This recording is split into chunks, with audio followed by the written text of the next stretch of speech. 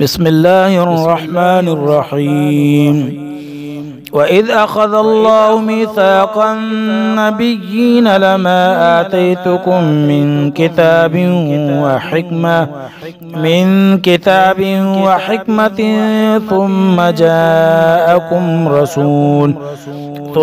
جاءكم رسول مصدق لما معكم لتؤمنن به ولتنصرنه قال أأقررتم وأخذتم على ذلكم إسري قالوا أقررنا قال فاشهدوا وأنا معكم من الشاهدين فمن تولى بعد ذلك فأولئك هم الفاسقون.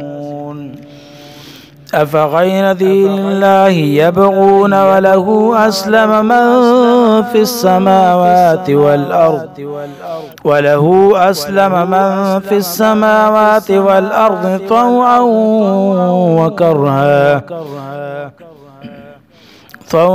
وكرها وإليه يرجعون.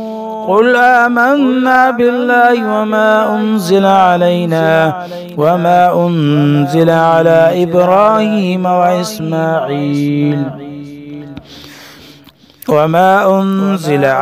إبراهيم وإسماعيل وإسحاق ويعقوب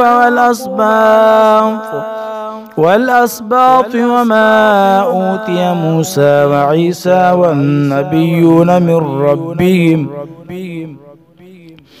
لا نفرق بين أحد منهم ونحن له مسلمون.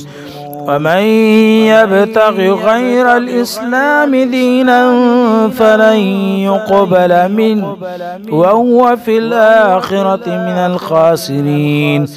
كيف يهدي الله قوما كفروا بعد إيمانهم وشهدوا أن الرسول حق وجاءهم البينات والله لا يهدي القوم الظالمين. أولئك جزاؤهم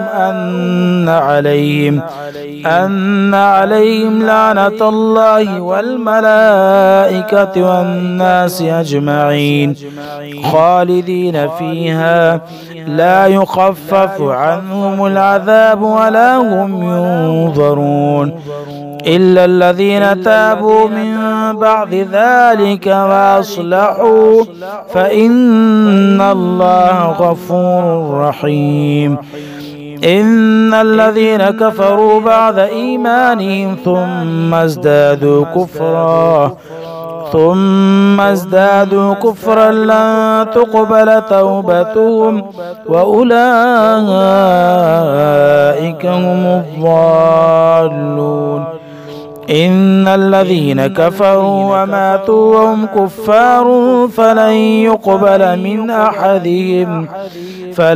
يقبل من أحدهم ملء الأرض ذهبا ولا يفتدى به أولئك لهم عذاب أليم وما لهم من ناصرين.